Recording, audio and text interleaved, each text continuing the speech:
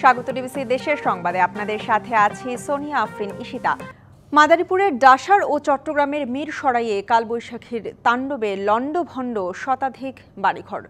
কোথাও উড়ে গেছে টিনের চালা, শত শত গাছপালা ভেঙে ব্যাহত হচ্ছে যোগাযোগ ব্যবস্থা। খুঁটি ভেঙে বন্ধ হয়ে গেছে বিদ্যুৎ সরবরাহ। ব্যাপক ক্ষতি হয়েছে ফসলেরও। মাদারীপুরের ডাসার উপজেলায় দুপুর 12টার দিকে বৃষ্টির সাথে শুরু হয় কালবৈশাখী। বালিগ্রাম, কাজীবাকাই, নবগ্রাম ও ডাসার ইউনিয়নে ঝড়ের তাণ্ডব চলে আধা ঘন্টা ধরে। সড়কের ওপর শত শত গাছ ভেঙে উপজেলার সাথে জেলা শহর ও অন্যান্য উপজেলার যোগাযোগ ব্যবস্থা বন্ধ হয়ে যায়। উড়ে গেছে টিনের ঘরের চালা, বিদ্যুৎ শূন্য হয়ে পড়ে পুরো এলাকা। এ সময় ফসলেরও ব্যাপক ক্ষতি হয়েছে। ঝড় ছাড়ছে, ঝড় ছেড়েই গাছটা পুরো একদম দোকানের উপরে পড়ছে। সমস্ত গাছপালা ভেঙে মানুষের ঘর বাড়ি রান্নাঘর সমস্ত নষ্ট হয়ে গেছে। তারের খাম্বার সব তার সিরিয়া বিরা সব লন্ডভন্ড হয়ে গেছে। স্থানীয়রা প্রায় 2 ঘন্টা চেষ্টা চালিয়ে সড়কের ওপর থেকে উপড়ে পড়া গাছগুলো সরিয়ে সড়ক যোগাযোগ স্বাভাবিক করে। অনেক ক্ষয়ক্ষতি হয়েছে, রাস্তা ব্লক হয়ে গেছে, বড় বড় গাছ পড়ছে। ঝড়ে প্রচুর ক্ষতি হয়েছে, অনেক গাছপালা ভেঙে গেছে, ধানেরও ক্ষতি হয়েছে অনেক।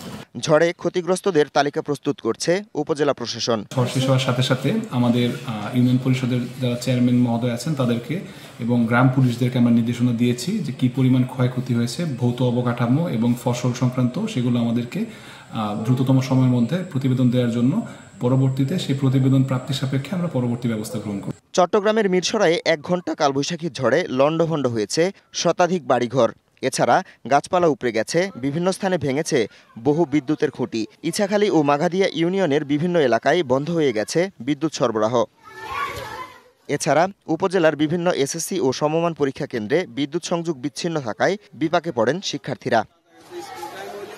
আগামী শুক্রবার পর্যন্ত বিচ্ছিন্নভাবে দেশের বিভিন্ন এলাকায় দমকা হাওয়া ও বজ্রসহ বৃষ্টির পূর্বাভাস দিয়েছে আবহাওয়া office. Habibur Rahman, DBC news desk.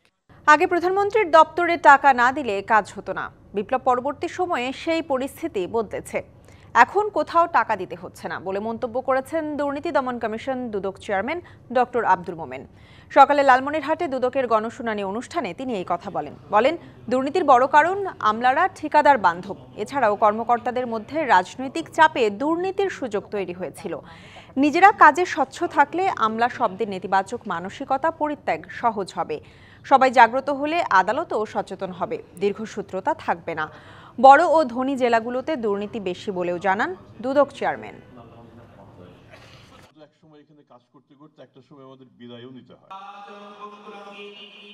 আগে আমাদের দুর্নীতির উৎস কোথায় ছিল? প্রধানমন্ত্রীর অফিসে টাকা দিতে হতো, নতুবা কাজ হবে না।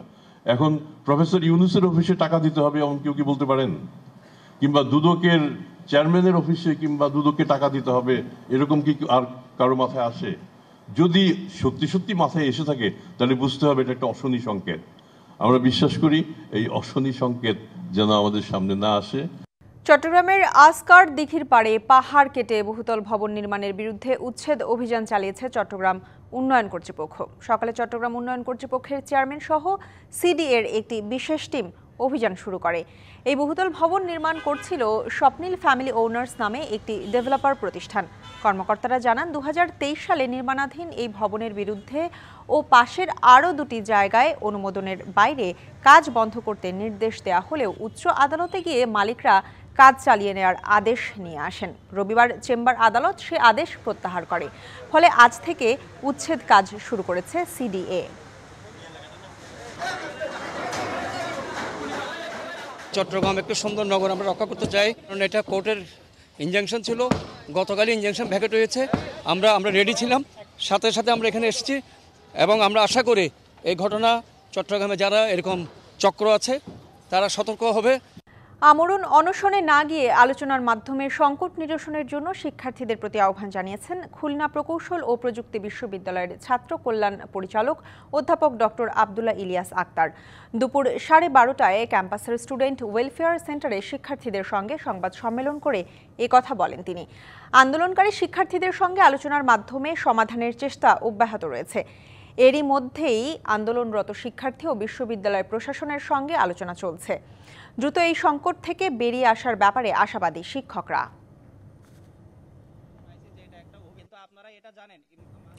Diploma in nursing science and midwifery এবং ডিপ্লোমা ইন মিডওয়াইফারি কোর্সকে স্নাতক সমমান করার দাবিতে বরিশাল, নওগাঁ, মাগুরা ও রাঙামাটিতে মানববন্ধন ও অবস্থান কর্মসূচি পালন করেছে নার্স মিডওয়াইফরা।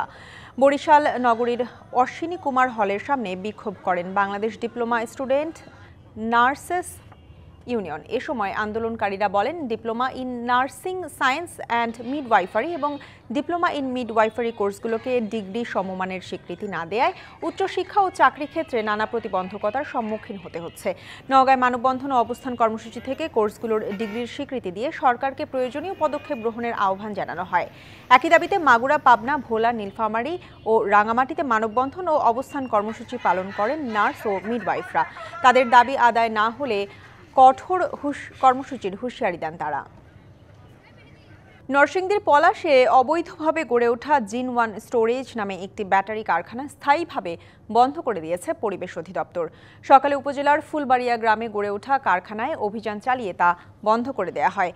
পরিবেশ অধিদপ্তরের নির্বাহী ম্যাজিস্ট্রেট আব্দুল্লাহ আল মামুন জানান, ব্যাটারি কারখানাটি দীর্ঘদিন ধরে এলাকার ফসলি জমিসহ আশেপাশের পরিবেশের ব্যাপক ক্ষতি করে আসছিল, যার কারণে এলাকাবাসী দীর্ঘদিন ধরে এটি স্থায়ীভাবে বন্ধের জন্য দাবি জানিয়ে আসছিল।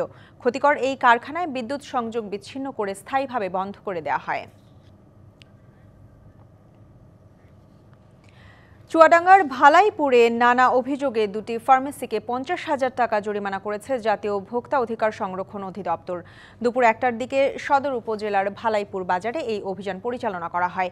চুয়াডাঙ্গা জাতীয় ভোক্তা অধিকার সংরক্ষণ অধিদপ্তর জানায়, মেয়াদ উত্তীর্ণ ওষুধ বিক্রি ও নিয়ম বহির্ভূত সংরক্ষণ করার অপরাধে মেসার্স মনির ফার্মেসির মালিক মনিরুল হককে 25,000 টাকা এবং মিথ্যা তথ্য দিয়ে ব্যবসা পরিচালনা করার জন্য রোকেয়া ডেন্টাল কেয়ারের মালিক আবুল কালাম আজাদকে 25,000 টাকা জরিমানা করা হয়।